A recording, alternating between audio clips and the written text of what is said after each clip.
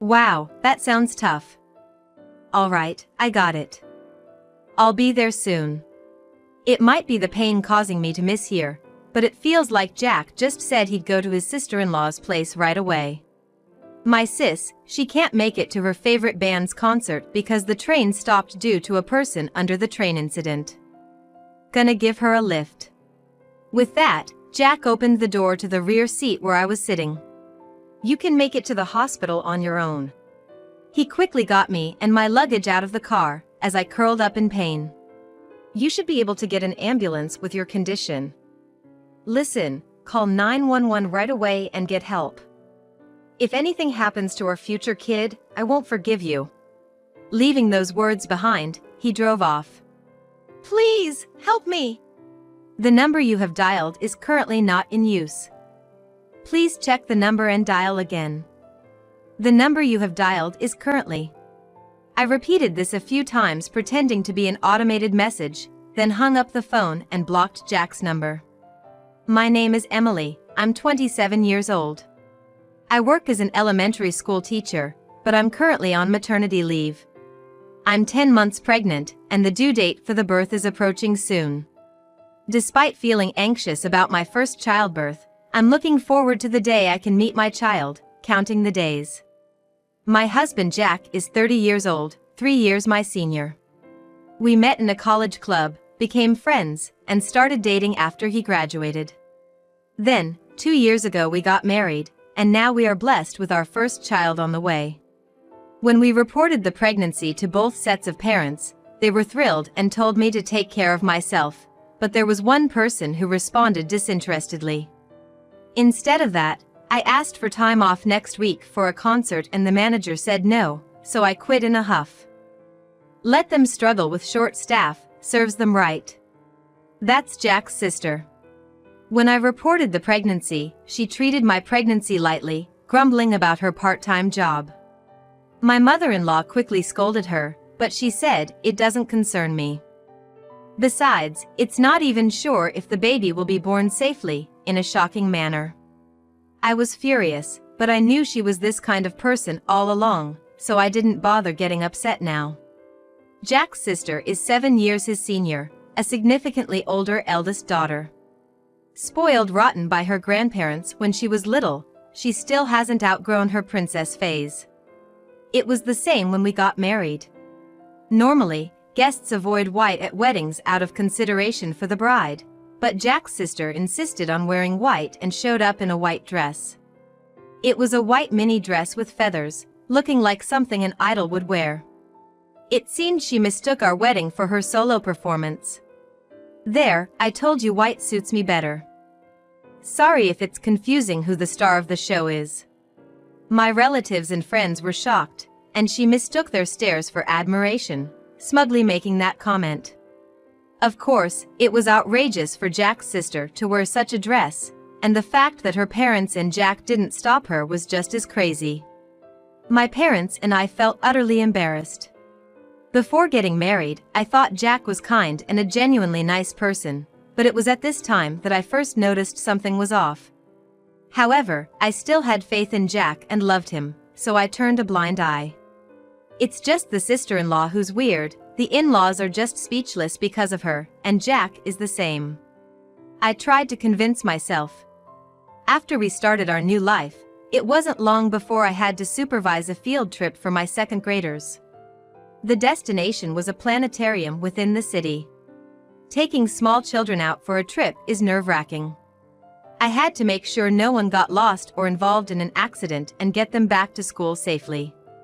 They say, the trip isn't over until you're home, and that's exactly right. I had to stay alert the entire time.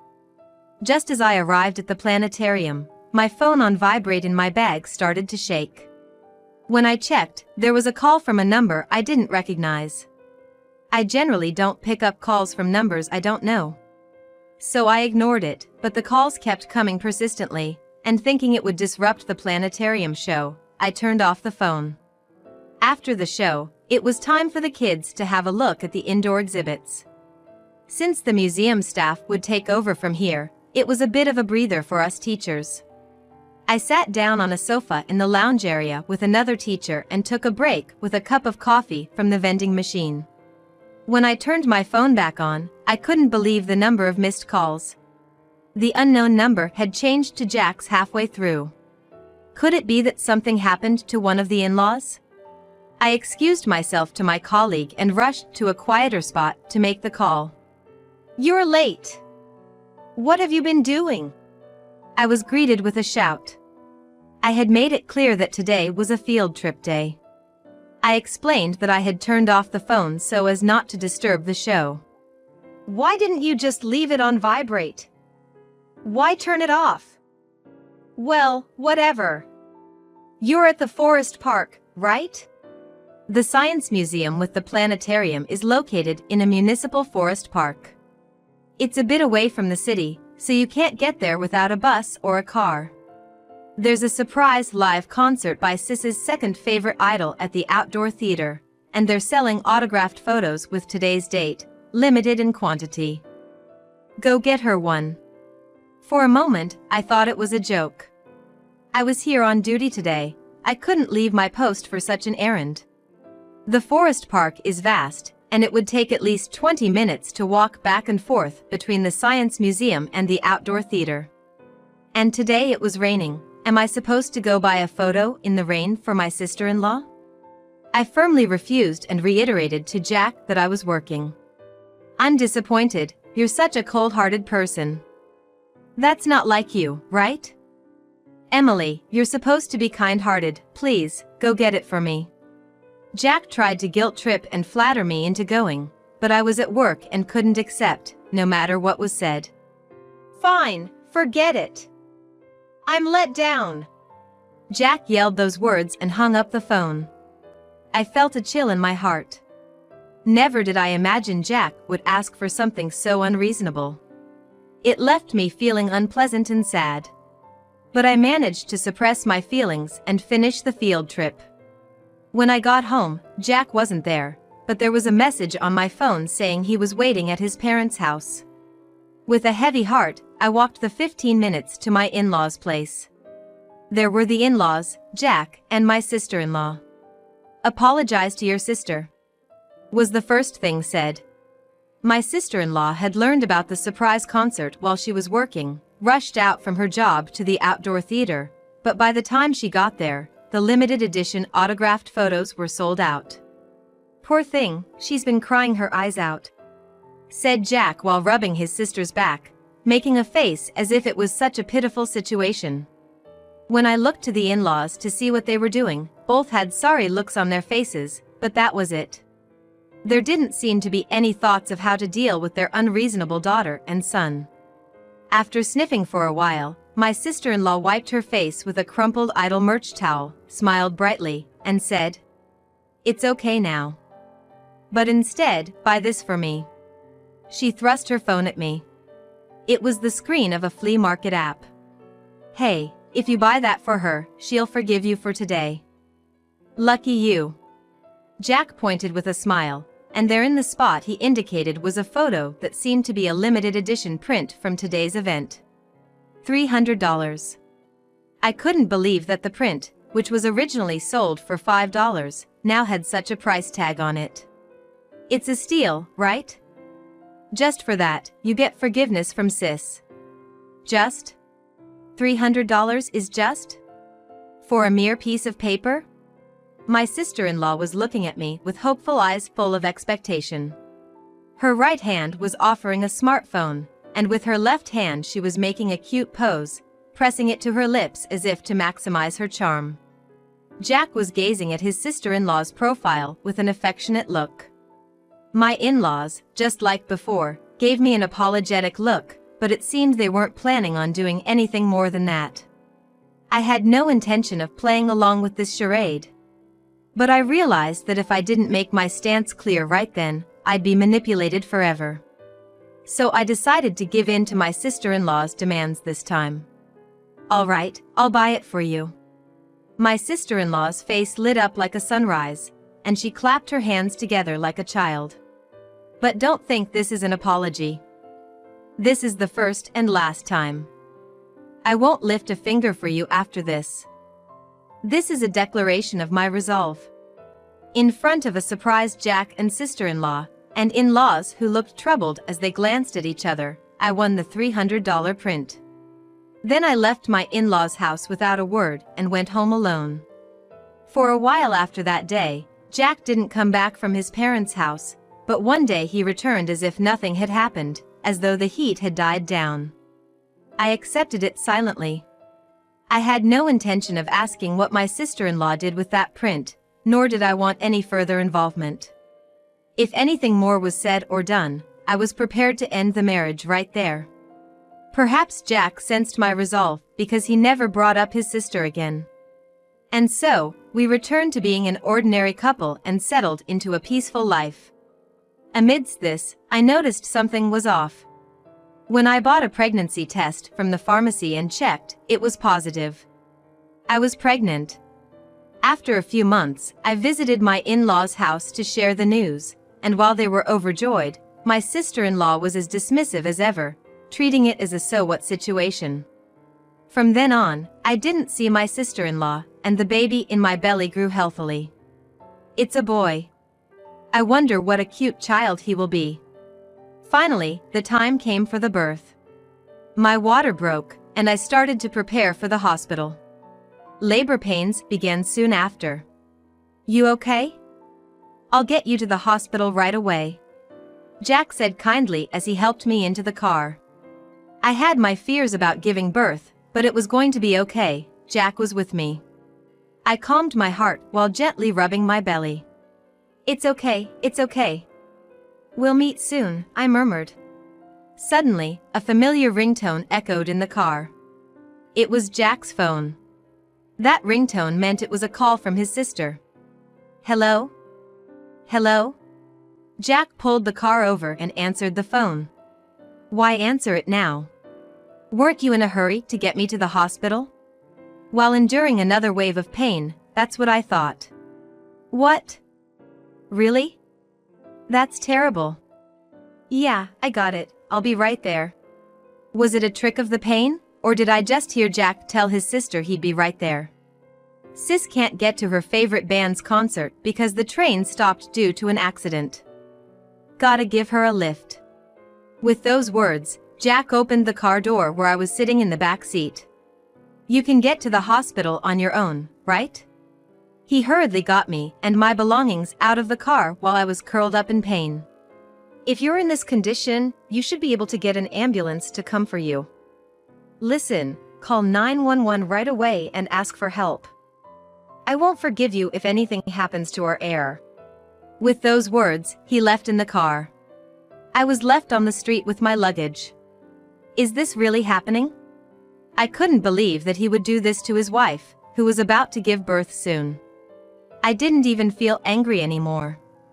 I just started laughing out loud. It was a good thing no pedestrians were around, as I laughed louder than I thought I would. Although my mind was surprisingly calm, my body wouldn't stop laughing. Hello, I need an ambulance. Yes. The location is.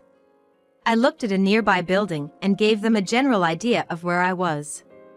I rode alone in the ambulance that came for me to the hospital for childbirth. The hospital took me in right away and started the preparations for delivery immediately. I called my parents and explained to them what had happened today in a matter-of-fact tone. My parents were speechless and said they would come right away. When I was left behind, I felt I could handle anything alone, but knowing someone was coming for me was reassuring. Waves of pain came and went. The nurses and midwives came to check on me, saying everything was going well. About an hour after arriving at the hospital, my smartphone rang.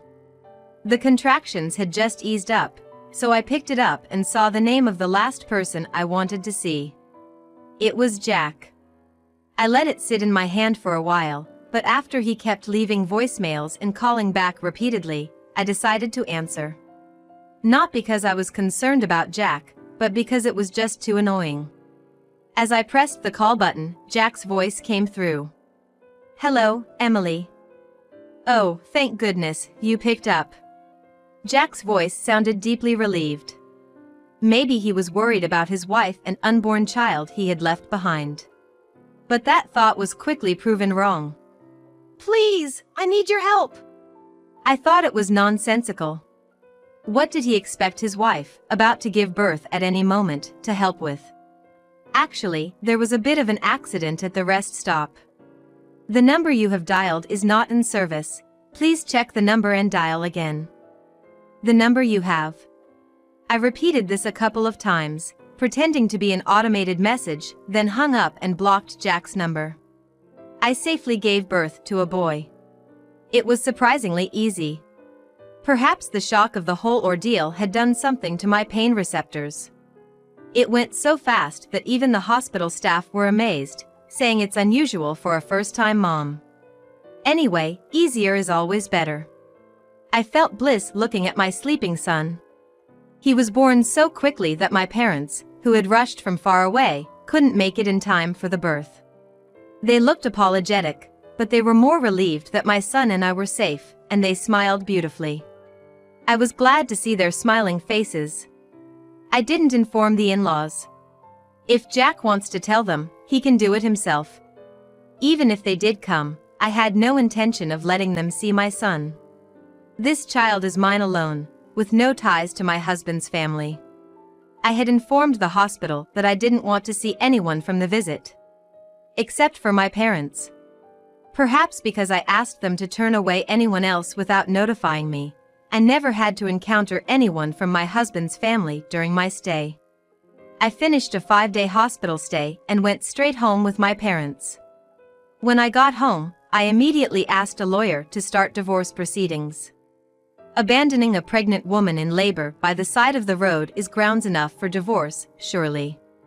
The lawyer was appalled when he heard and said it could constitute abandonment of a person in need of protection or malicious abandonment resulting in injury. He said that leaving a pregnant woman in labor, who couldn't fend for herself, on the side of the road was an act of a brute, and I agree. By the way, I had a call from Jack that day asking for help, but I had shut down all contact related to my family, so I had no idea what had happened. I asked the lawyer, as an afterthought, to find out what had gone down and let me know. And the story I heard from the lawyer was just terrible. After abandoning me, Jack went to pick up his sister, and apparently stopped at a rest area on the freeway. It would have been about a 90-minute trip to the concert venue, combining train and bus rides. His sister, planning to buy merchandise and take photos, had left the house with plenty of time to spare and wanted to have a meal on the way. All at Jack's expense, of course. They ate the rest area's signature dish, and just when they were about to get back into the car to head to the venue, his sister flung the car door open and hit the car next to them. A real door ding. She must have hit it pretty hard because the other car's door was badly damaged. Normally, you'd apologize to the car owner and contact the police or your insurance company, but, shockingly, the siblings decided to flee the scene. No one's looking right now, so it's okay. We can't be late to the concert.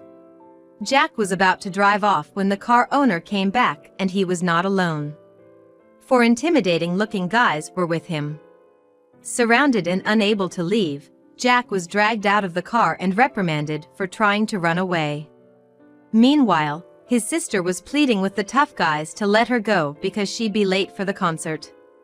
She may get away with unreasonable demands in the family, but there's no way a victim would accommodate such a request, especially after what she did.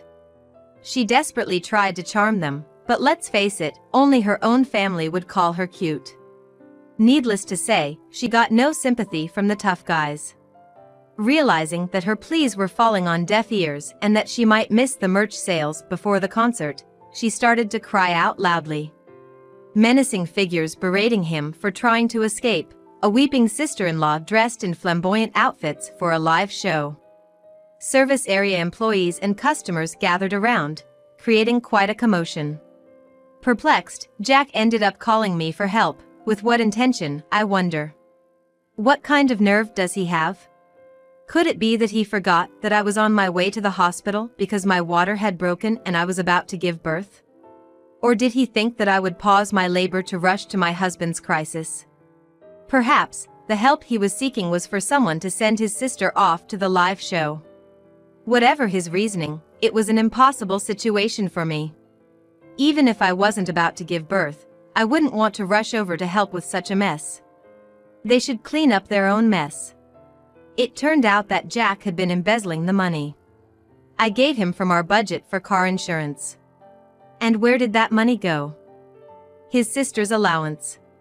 She's 37 and still working odd jobs because she's chasing after idols. She claims she could find a stable job whenever she wanted, but she wouldn't be able to take time off for concerts. And with her habit of quitting jobs on a whim, she's become unemployable. She squanders the little she makes and the pocket money from her parents, and of course, she sponges off Jack too. So, Jack gave the insurance money to his sister as pocket money and played dumb about it. The car they hit was a luxury foreign car, and the repair costs would all come out of pocket. I flatly refused Jack's absurd suggestion that we should work together to pay it off. The divorce was messy. Jack couldn't understand why he had to be divorced and was furious with the lawyer. I just took my sister, who was running late, to a concert. No one could have predicted that accident. Yeah, Jack did nothing wrong. It's those men's fault for making a big deal out of a scratch. They bitterly ranted about the victims. Jack seemed to think the reason I wanted a divorce was because of that accident. Wanting a divorce over a minor car accident, Emily is just being spoiled. Tell her to stop messing around and come back home already, was what was said. That's right, over something like that. Next, I was the subject of a litany of badmouthing. It seemed that Jack and my sister-in-law were badmouthing me together, and my in-laws just sat there silently with troubled looks on their faces. I could almost picture it happening right before my eyes. When the lawyer said that wasn't it, the main reason was because she was abandoned halfway through her pregnancy, Jack seemed genuinely surprised. What? For that? But Emily went to the hospital by ambulance, and she safely gave birth to the child, right? There were no problems at all. Really making a mountain out of a molehill. Yeah, my sister was about to miss a concert because the trains were down, right? It was only natural to give her a ride. Jack said with a smug look on his face, and my sister-in-law nodded vigorously in agreement. Of course, it seemed the in-laws just sat there silently with troubled faces. The lawyer was at a loss for words, wondering how to explain the situation. That's when it was explained politely that the accident had nothing to do with the divorce and that they should handle that separately. Then, it was conveyed how terrible Jack's actions had been. No matter how many times it was explained, Jack insisted that all's well that ends well, that I managed to get to the hospital on my own, and since nothing happened, there was no problem. But when the lawyer patiently explained that it could have ended badly for both me and the baby, and that Jack could have been held legally responsible, it seemed to finally dawn on him the gravity of the situation. He turned pale, started to tremble, and asked if he and my sister-in-law could be arrested. Even then, it seems he was more concerned about himself and my sister-in-law than about me and the baby, as the lawyer reported with a sense of pity. It was a struggle, but the divorce was finally settled, and I was free from Jack's family. I felt relieved, but Jack was still hung up and kept calling me or sending messages on social media asking to get back together. It was so annoying that I had to block him again, and then he started sending letters to my parents' house. According to his letter, he didn't expect me to be so upset over that. The childbirth went well, after all, and it was cruel to divorce over just one mistake. You were supposed to be a more forgiving woman. Give me another chance. Don't you want a daughter next time? It's sad for our son to be an only child. And by the way, the son is the heir to our family. Give him back to me. If you do, I'll accept you once again as a daughter-in-law of the family. It's not a bad deal, is it? He started off humble but became increasingly arrogant, which apparently reflected my sister-in-law's opinion. I could tell because at the end of the letter, it said, So, my sister says she's willing to forgive you now, think about it. From the moment I started reading the letter, I could guess its contents, but as I read on, I almost burst out laughing, and by the end, I was in stitches. I got the lawyer to warn them about a restraining order and that if they contacted me again, I'd ask for more alimony, and then the contact stopped. It's bittersweet to think they backed off the moment money was mentioned. They cared more about money than their precious heir. The in-laws haven't said a word. From start to finish, they were like extras in a drama, completely inconspicuous. Since they haven't expressed any desire to see their grandson, I don't feel the need to reach out either. I can't trust any of the in-laws, so I demanded a lump sum for alimony and child support. I couldn't bear the thought of dealing with them for years to come, and I predicted they'd likely stop payments at some point. Combining the payments for me, the car repairs, and everything else amounted to quite a sum, so they took a mortgage out on their home in Jack's name and paid me in one lump sum as requested. I hope they don't end up losing their house over this, but that's no longer my concern. After all, the combined alimony and child support won't nearly cover the costs of raising a child to adulthood. Once my health is back to normal and my son has settled down, I'll return to my job as a teacher. Fortunately, my parents said they'd help out, and I'll manage to get by. I want my son to be someone who can think for himself and live his life properly on his own. I don't want him to turn out like his father, who was nothing more than a relative by blood, or like his aunt. Nor like his parents, whose presence in our lives was always uncertain. Despite the unfortunate outcome of my marriage, I'm grateful for having been given my son. From now on, it will be just the two of us, living happily together. And if there's a new person in the future who comes along and loves my son, I won't hesitate to welcome that happiness into our lives.